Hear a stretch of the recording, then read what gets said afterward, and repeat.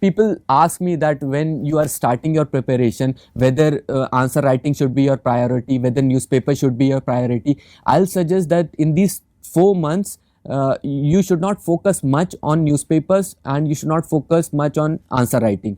Answer writing in these 4 months you should do for the sake of writing only. I'll suggest on the weekends you can go for answer writing. Few questions of previous years you can write, and you can write some essays that you should write only to make it as a habit.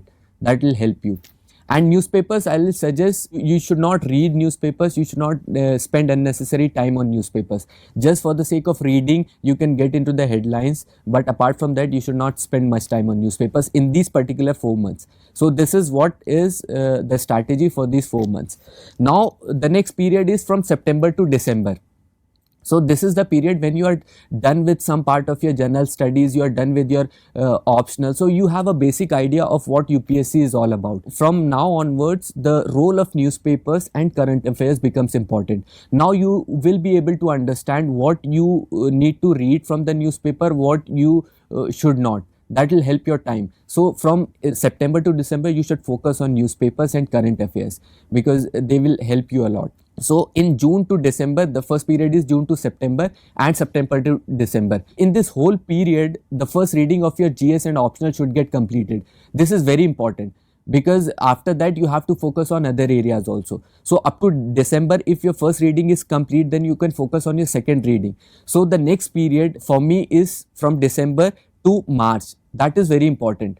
So in this period, what you need to do is, as you are done with your general studies, as you are done with your optional, now there is a paper called ethics. If you take up ethics, in the starting itself, you will not be able to understand the demand of that paper.